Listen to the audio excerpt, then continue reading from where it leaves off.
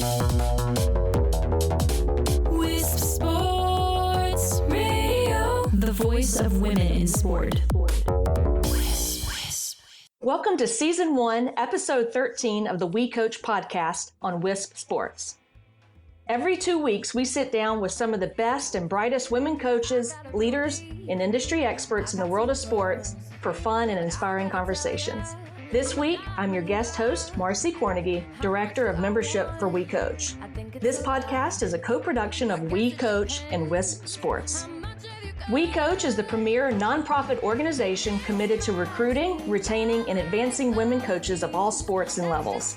Through our programming, events, and engaged community, we are empowering female coaches and inspiring the next generation of young women who dream of following in their footsteps.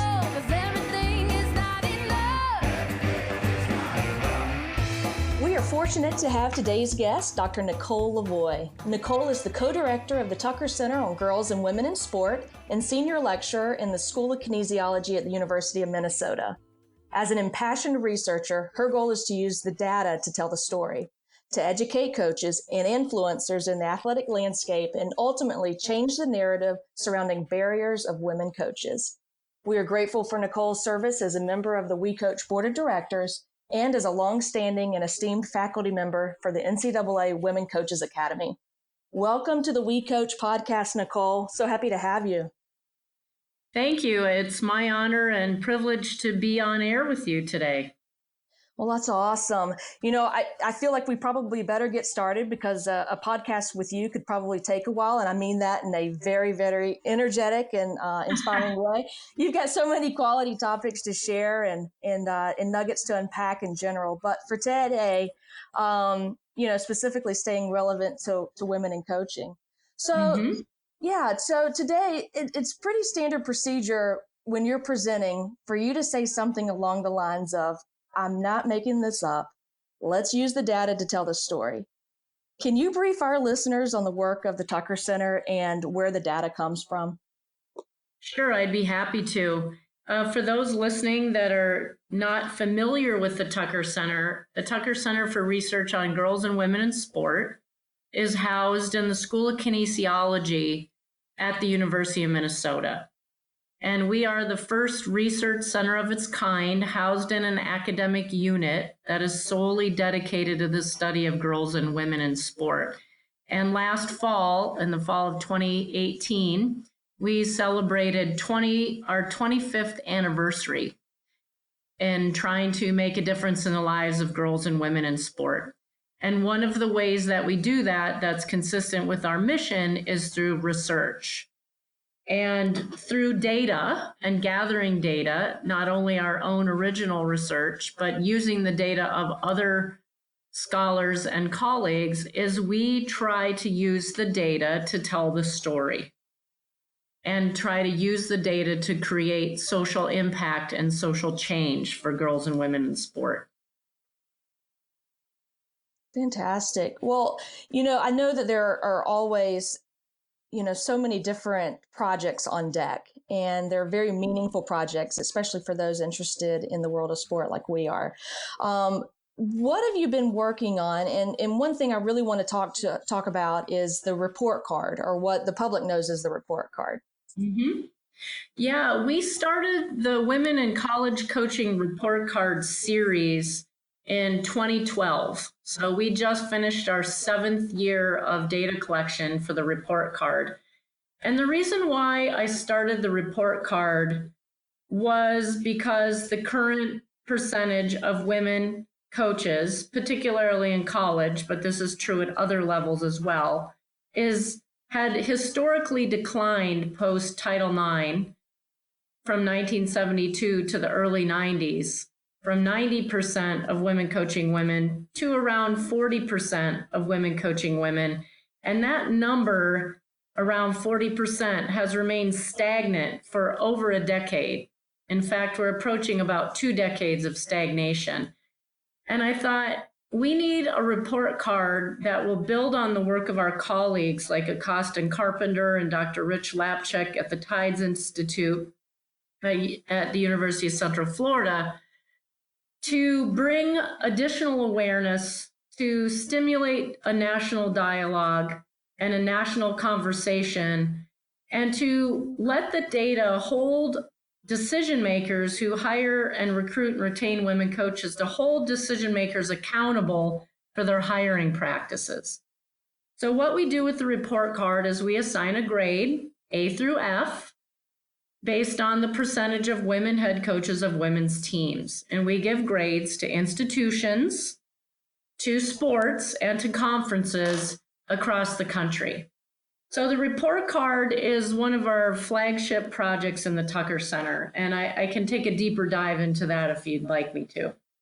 Yeah, I think it's important, and I know that our listeners would want to know, especially the good stuff, like who are the A schools? That's a great question. Well, first of all, I should say that we have far more F schools than A schools. So we clearly have some room for growth. But the schools that are doing it well, we have Division I and Division III data. So for all the Division I schools, 349 of them, 18 have A's. And out of the Division 444 schools of Division III, we have 40 A's. Now, I can break that down a little more specifically. So for the Power 5 conferences for this year, we have 2 A's, and those schools are University of Washington and Oklahoma. And so they're actually new A's this year. But if we look at the Select 7 conferences, which includes the Power 5 plus the American and the Big East, we have 4 A's, and that includes Cincinnati and University of Central Florida, which are in the American Conference. So out of, let's say 800 Division I and III schools, we have 58 A's, which isn't as many as I would like. And to get an A, for the listeners who aren't familiar with the grading scale, to get an A, a school must have between 70 and 100% of their women's teams being coached by women. So if you have 10 teams and 7 or more of those teams are coached by women, you would get an A. I wish my college professors graded me on that scale. I mean, it seems like a generous scale, but I guess when it comes down to it, it runs along averages from where we're at right now. Yeah, and we used 40%, which is where the baseline of the percentage of women coaches has remained stagnant. We use 40% as average, so that's the bottom of the C level. So 40 to 55% is a C, 55 to 69% is a B, and the generous A range is 70 to 100. And my students also would like this grading scale for their own assignments. But I tell them that if we used a traditional academic grading scale on this report card, all but maybe 1 or 2 schools would get an F. So we had to make the scale realistic and reflective of the occupational landscape for women. Well, let me ask you this. What sports typically trend as the most or the best represented? Well, it's pretty similar across divisions, and the best in class, if you will, are traditionally field hockey and lacrosse and equestrian. And basketball, since we're in the middle of March Madness right now, trends around 60%, which is a solid B. And softball is around 65%, which is also a B. But field hockey, lacrosse, and equestrian typically get A's from year to year. Fascinating. So if I'm an AD and I'm looking at the report and I see myself, hovering around D, F, which I guess majority of the universities and institutions are, what am I doing to get a better grade? What can I do? What can you do? Well, I get that question a lot, and there's a simple answer and a complex answer. So the simple way to get a better grade on the report card is to replace an outgoing male head coach with a female head coach. Now, that outgoing male might retire, he might be fired or contract not renewed, or he might leave for another job. So there are lots of opportunities where coaches leave, but the quickest way to improve one's grade is to replace an outgoing male with an incoming female and maintain the women you have. So if a woman is fired or leaves, you have to hire a woman to replace her. So those are the two ways that you can maintain and improve your grade. It's pretty simple. Now, the more complicated answer for athletic directors, which we can talk more about, is that you have to create a climate for the women where they feel valued and supported. And that's maybe the more difficult answer to the question, is how does one do that? Mm-hmm. Which would probably be a good segue into some other research that's going on. And I know that the Athletic Administration Best Practices program that you've got going on. Can you talk a little bit about that? Yeah. Over the last, I'd say the first 5 years of the report card, I would consistently get the question from people who read and saw the report card. They would ask me, well, what are those schools with A's and B's, and particularly the A's that have a majority of their head coaches as women? What are the A and B schools doing to hire and retain all those women coaches?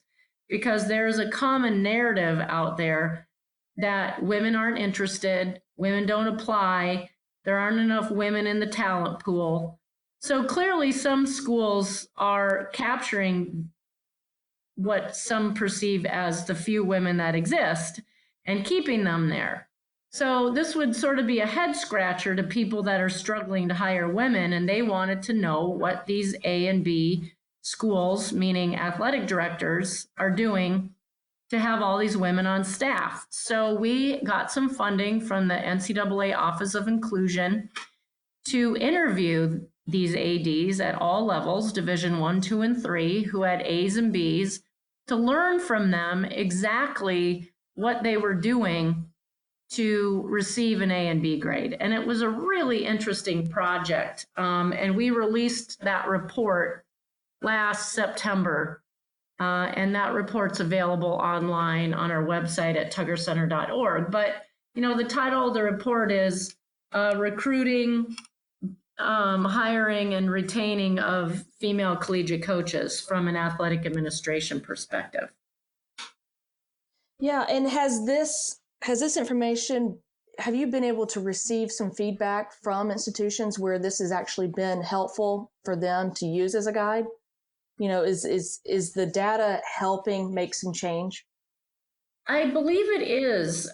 It's interesting in the conversations that I have with athletic administrators, coaching directors, national governing bodies who are aware of the report card, is that they often now are using the report card as sort of a badge of honor. Well, for those that are getting good grades, they are. I don't know what those who have Fs are doing with the report card, whether it is silenced or put in the bottom drawer or not talked about. But for those that have A's and B's, they're really using the report card as a way to highlight the fact that this is a place where women are valued and supported.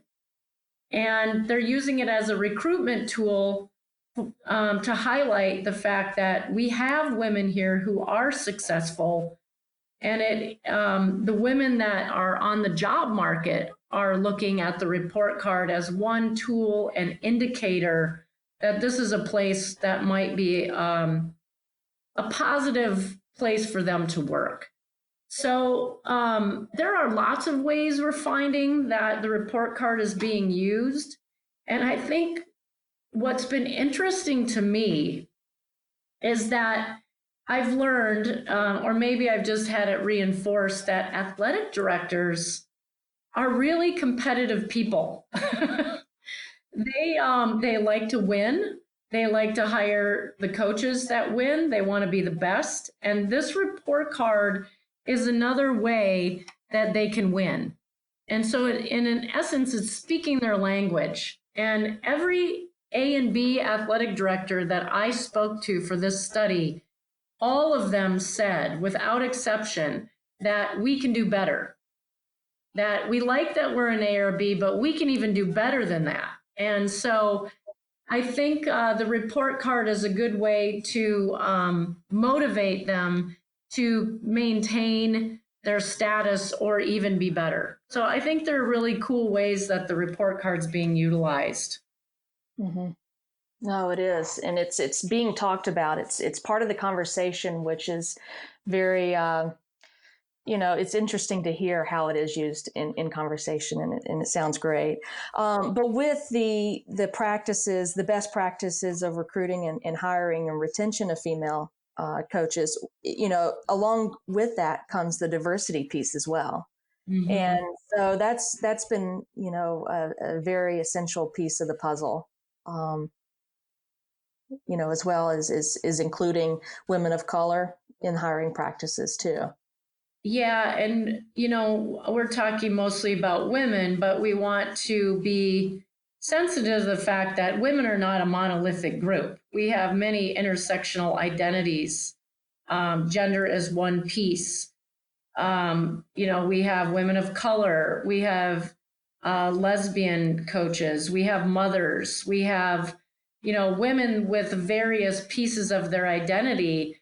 And what's interesting about being a sports scholar is that in nearly every other occupational work climate, diversity, broadly defined, is valued and sought after and a means to acquire and recruit and maintain talent. And sport is really behind the times.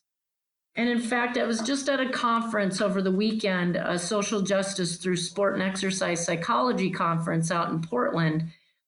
And one of my colleagues made a quote that I thought was quite salient. She said that sport is one of the most gender antagonistic workplace climates in the U.S. And that really struck me. And I would have to agree with her. Wow. Can you repeat that one more time? I mean, I think that's pretty profound. Yeah, that sport is one, if not the most gender antagonistic workplace climate in the United States. And that reflects the data that we have, that where many workplace climates in sport and athletic departments are unwelcoming, unsupportive, and sometimes hostile and discriminatory towards women. And that really needs to change. Mm-hmm. Nicole, is that what fuels you to get ideas for research when you are participating in conversations? Where do you get the ideas for the research? That's a really good question. And we really get it in two ways.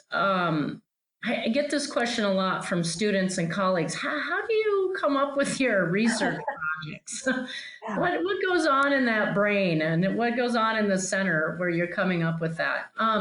Most of our work is generated in two ways. One is that we identify a social problem and we design our research to make an impact on that problem or eliminate the problem. So for example, when we're talking about the report card, the social problem that I identified is that the percentage of women coaching women is stagnant. And in fact, the percentage of women coaching men is nearly zero, and which has also been stagnant for the last 45 years.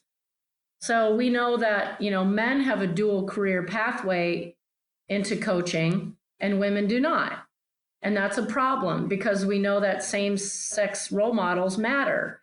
And many girls and women are not getting the opportunity to be coached at any point in their sport career by a female. And this is not to say that men shouldn't coach girls and women. I have never said that, and I will not say it. There are many great male coaches. But I would venture a guess, although I don't have the data, but observationally, I would estimate that 100% of boys and men at some point in their sport career have had a male coaching role model.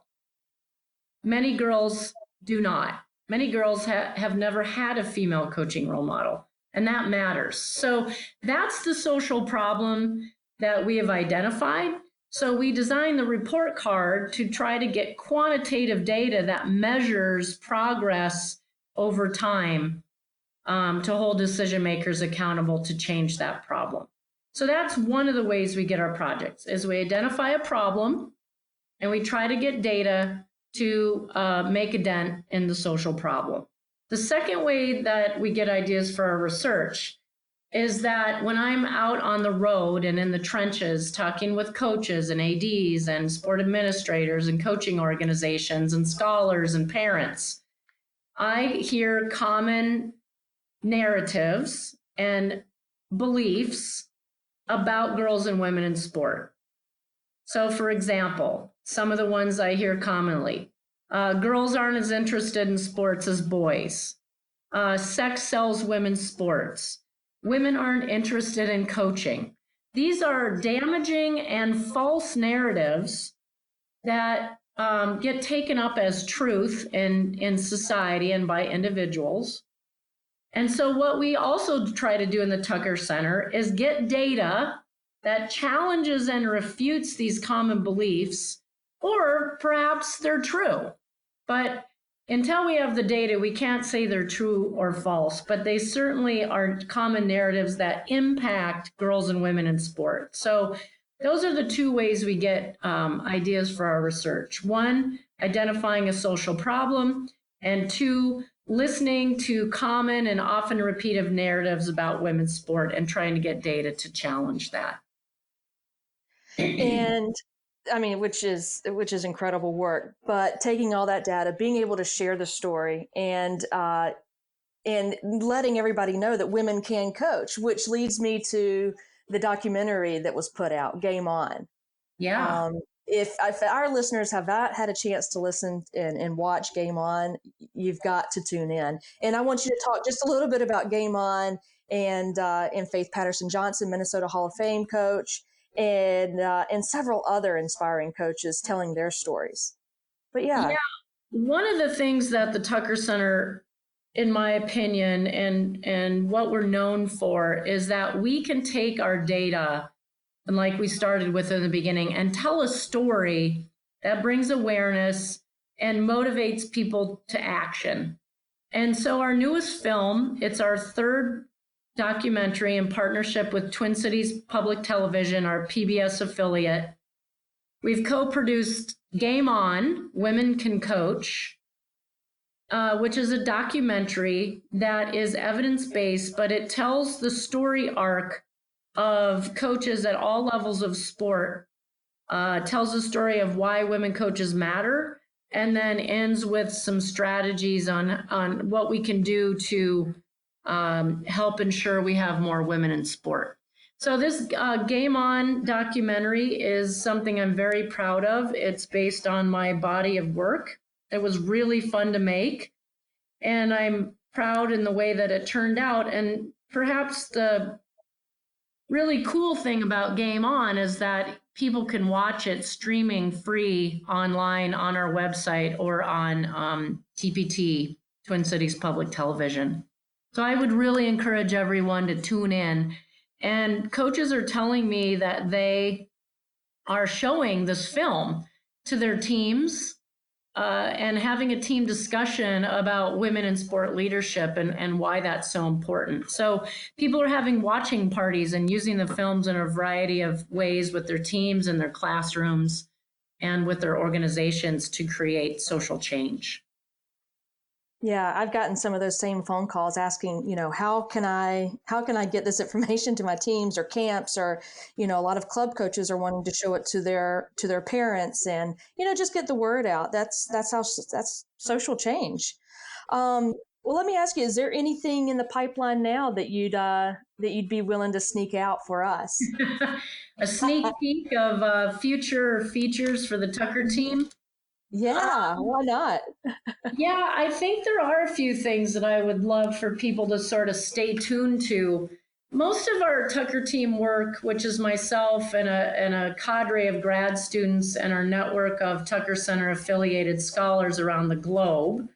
So I think it's important for people to know, the Tucker Center is not just my own line of research, but we work closely with individuals and organizations to solve social problems. So one of the things that one of our doctoral students, Anna Baith, is doing, who's a research assistant in the Tucker Center, she's a coach, a former college coach, and her dissertation is about identifying factors that women who have been in the coaching profession for 20 plus years, what factors have allowed them to stay in coaching? Because we're really aware of all the barriers that women coaches face, but nobody's really interviewed these veteran, legendary coaches to ask them how they survived and thrived. So I'm really excited about her project. So stay tuned on that one. Another thing we're working on is, because organizational change and working with decision makers and those with power to recruit and hire women is where I really think we can move the needle. So a lot of our work right now is working with organizations and leaders to create more inclusive sport climates within the organization where women feel valued. So there's some work coming out around that.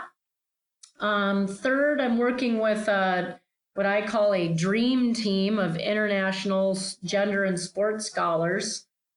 Myself, Doctors Leanne Norman, Donna DeHaan, and Annalise Knoppers, and we are interviewing high-level women soccer coaches around the globe, and we are writing up a report that will be released between the semifinals and the finals of the Women's World Cup this summer to bring awareness to the terrible and often hostile culture of soccer for women. So stay tuned for that. And probably the fourth thing, there's a lot of things we have in the pipeline. So this is my fourth and final one, but this one's related to the report card that I'm really excited to sort of preview here. So along with the report card, this year, we are launching what I'm calling the +1 initiative. And the +1 initiative is aimed at getting the percentage of women coaches. So right now it's around 43%, and every year it goes up maybe 0.2% or 0.1%. So the gains are small. The +1 initiative is aimed at getting to 50% of women head coaches of women's teams in 5 years. So that's by 2024. And what the +1 initiative entails is that we're challenging every institution in the Select 7 report, which is 86 institutions, the Power 5 plus American and Big East, to have a +1 in their coaching staff of women in 5 years. So I think that's pretty doable. And if every school does that, by 2024, we will have achieved 50% of women head coaches of women's teams. And so I'm pretty excited about this +1 initiative. So we'll be doing some media and education with ADs to make them aware that they're being challenged. Wow, I'm eager to hear about all these different initiatives. I mean, that's a lot of really good content that's going to really change the space that we're in now. I love the idea. Yeah, that +1 initiative. Wow. Yeah, and Marci, what's really interesting about this +1 is that in that Select 7 sample, I did an analysis, and if the typical retirement age in the U.S. is 62 years old, in the sample of 980 coaches, in the next 5 years, we have 111 men who are at or will surpass the average retirement age. So that is a huge target of opportunity So I'm not saying, hey, fire all your men and hire women. That is not what I'm saying. But when men retire, and they will, because many of them are at that age, that is one easy way to replace a male with a female. So I'm thinking this is going to happen, but we'll see in 2024. I love the optimism. So with this research and pulling, your samples, I know you've got some advice on, how to keep women in coaching.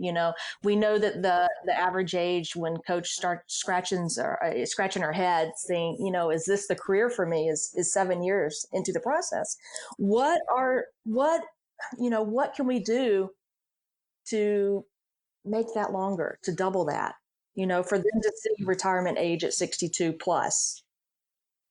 Yeah, I think there's some top line findings, and I would really encourage listeners who care about this to go online and get our athletic administration best practices for recruiting, hiring, and retaining women coaches, because there's a lot of information in that report that we just don't have time to cover on this short podcast. But top line for people on how do we recruit and retain women. So one of the things that we can do to recruit women is to utilize our current talent pool of female collegiate athletes. These are women who probably love their sport, have a lot of sport knowledge, might want to give back to the sport that gave them so much. And some of them have an inclination to coach. I don't think we're doing a very good job of inviting young women to think about coaching as a viable career pathway. So our She Can Coach campaign does just that. It's a very simple, free, takes 1 minute of a discussion with a young woman who you probably think has an inclination to coach or you think would be a good coach. There's always those players on our teams that love the game and are sort of the player's coach.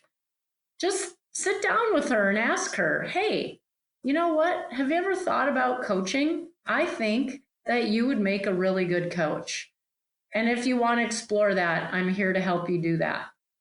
Because we know from the data that I would say at least over 50% of women that get into coaching had exactly that conversation with someone that believed in them, that motivated them to think about coaching.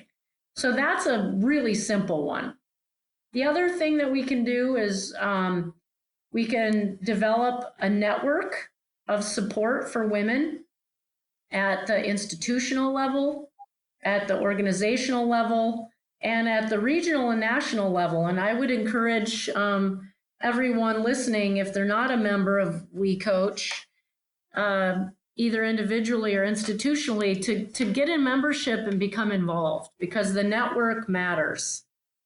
And then I think for athletic directors, some of the tips that came out of the report is that they have to develop a climate institutionally where women feel valued and supported.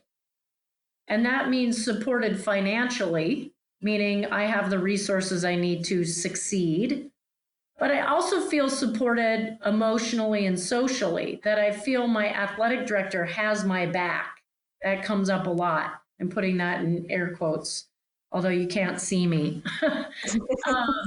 That my AD has my back. They work with me with my family, flexible family hours, make accommodations for me to travel with my family.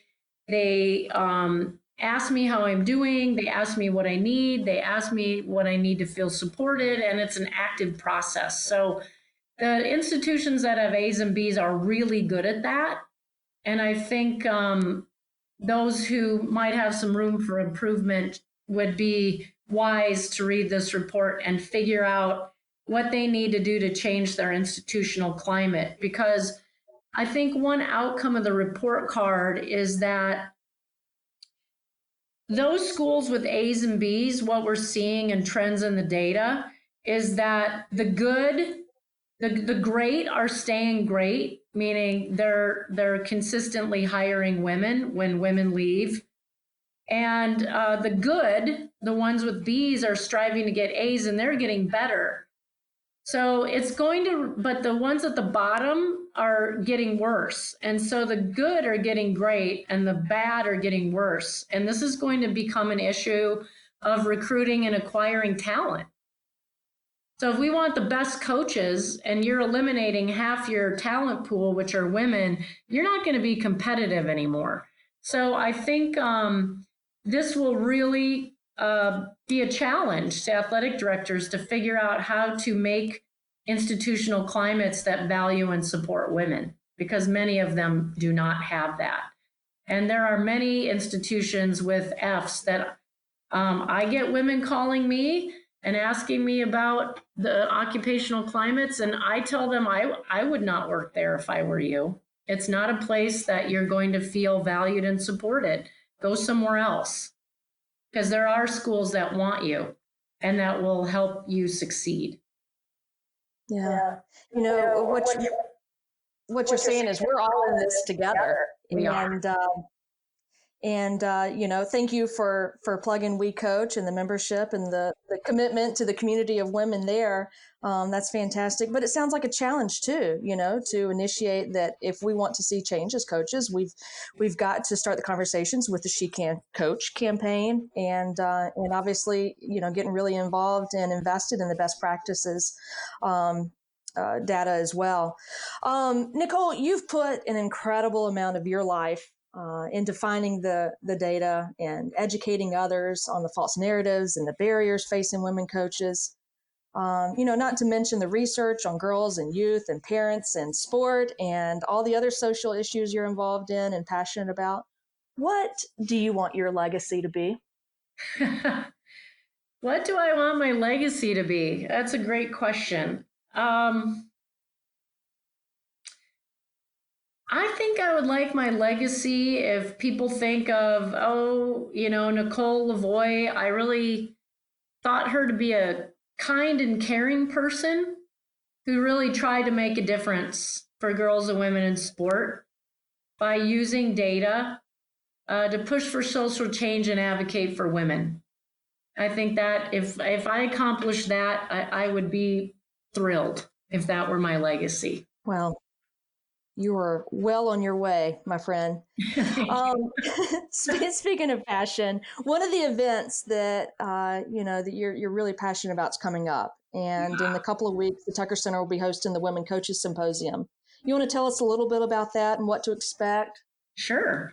Yeah, every year, this will be our 6th annual already, which is hard to believe. Our 6th annual Women Coaches Symposium. It will be on April 19th. It's hosted right here on the University of Minnesota campus in our football stadium, TCF Bank Stadium, which always gives me a little bit of glee to know that we'll have over 300 women coaches with all women speakers in the football stadium for a day.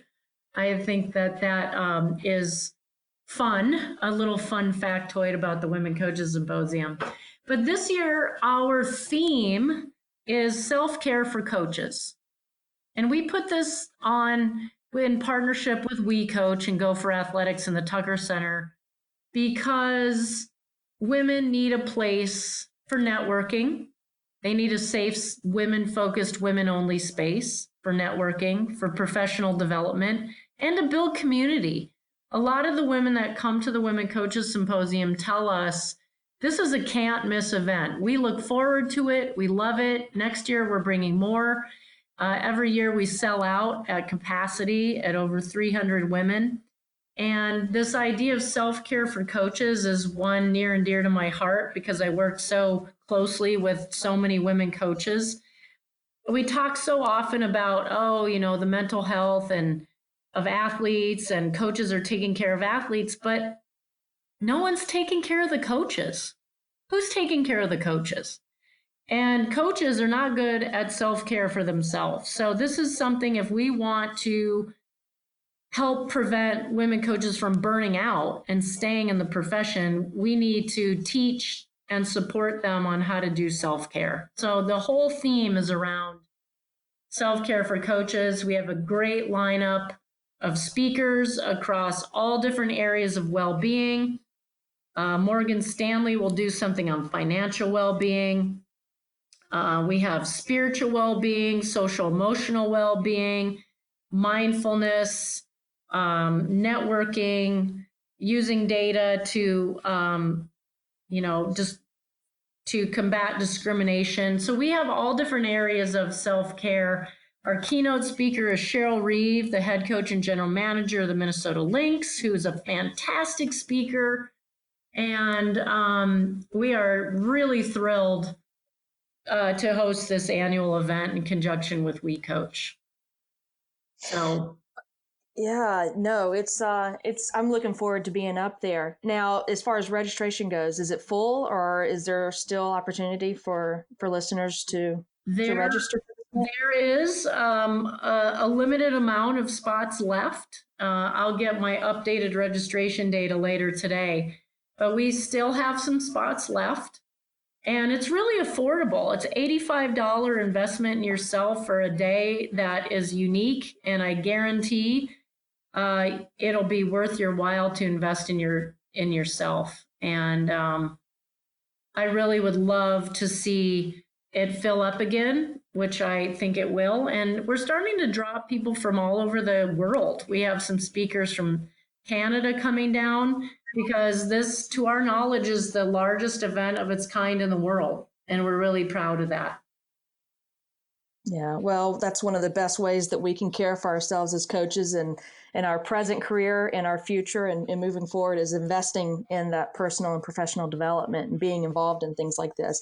Not only is it great information being spit out to us as coaches, but it's an opportunity to network amongst like-minded women who want to get better in their profession. I see that as a huge energy pool and resource. So thank you for your commitment in putting that together. You're welcome. And I think one thing that I really love about this year's program is we have around 50 female student athletes that are attending. So these are our next gen that She Can Coach campaign bucket, and we have special programming for them this year that we have never had before. And I think that's really an exciting element of the program, because what we know from the data, Marci, that the Tucker Center's partnership with WeCOACH on is the power of women only and women focused educational events. Because we've been tracking the Women Coaches Academy grads now for a couple of years, and with over 500 women in that sample, we know that 90% of them are still coaching. And that's an amazing statistic. So when people say, well, why do you need women-only events? And, isn't that discriminatory? And, you should open it up. Well, it's needed and it's valuable. And we know from the data that it matters. And we welcome male allies to the Women Coaches Symposium that also want to support women, because no social change happens when the group with the least power is trying to make the change. So we value and we welcome the support and the inclusion of our male allies as well. So I think that's an important point to bring up. Yeah, you're absolutely right. We need that allyship, so to speak. Well, Nicole, you are truly a leader in sports education, and we at WeCOACH, we really appreciate your passion for sharing that data with us and sharing the narrative surrounding women coaches. As you probably know, and as all of our listeners know, we end every episode with a few rapid fire questions. All right. I'm ready. Yeah, I'm a guest host, so I've gotten the go ahead that I can make this really difficult or really easy. What do you want? I'm going to leave it up to you. I know that you're such a good thinker on your toes, so this should be fun. Okay. All right. So really quick, on a sunny day outside of the office, where are you and what are you doing? I'm on my bike riding through trails in the woods. Love it. All right. Do you prefer to shop online or in the store? Oh, online, hands down. More time in the woods, right? More time in the woods, and I'm not a big mall person, so online, convenience, love it, online. Me too. All right. So here's one that's a little bit more serious. If you Okay. could research outside of your current umbrella of, do we call it sports psychology, coaching, gender, etc., what would it be? Meteorology. Oh my gosh. We have so much in common. This is incredible. All right. I love weather, and I'm fascinated by the climate science and meteorology, so I'd have to go that direction. All right. Fair enough. All right. So if you could possess a superpower, what would it be? Ooh, that's a good one. Yeah, you got to think about this one. Some are better than others, Okay, if I had a superpower, I would want to be the czar of women in sport and be able to appoint more women in positions of power. Love it. So specific to the work you do. Now that's a legacy right there. If you could leave your legacy, I'm the czar of women's sport. I love it. All right. So going back to that sunny day I asked first, Yeah. Had you rather be on the golf course or the tennis court? Ooh, Ooh. golf course. Golf Yeah. course. Now, for those That's awesome. listeners who don't know, I am a current tennis player and former coach. So that's a tough one, but I'm going to go with golf. That is a very unfair question. It is unfair. I will admit, but as a golf pro myself, I understand. And you know what? Some days I would probably say I'd rather be on the tennis court. It's just what you know. Nicole, it has been incredible having you join us today. Is there one last bit of a nugget or advice that you wanted to share, or should we close it down? Well, I have a lot of advice and things to share, so that's a dangerous question. But I think I would love to leave listeners with the fact that we all are in this system together. And if you care about women coaches, try to find one small, tangible, strategic thing that you can do to make a difference, because we all can make a difference. It doesn't have to be as big as changing societal gender stereotypes. It can be something that you're doing in your local club or community that supports and helps women feel valued. So that's my challenge to listeners, is to do one thing that you think makes an impact for girls and women in sport. Perfect. Nicole, thank you so much. It's been fun. You're very welcome, Marci. Thanks for having me. Conversations from the world of women's sports. This is WeCOACH Sports Radio. Thanks for listening to today's show. We want to hear from you. Share your comments on Twitter at WeCOACH and at WISP Sports, or on Facebook at WeCOACH Sports and at WISP Sports. The show notes for this episode can be found on our show page at wispsports.com. Make sure to subscribe to WISP Sports on your podcast player to catch each new episode every other Thursday. Until next time, all sports, one voice, we coach.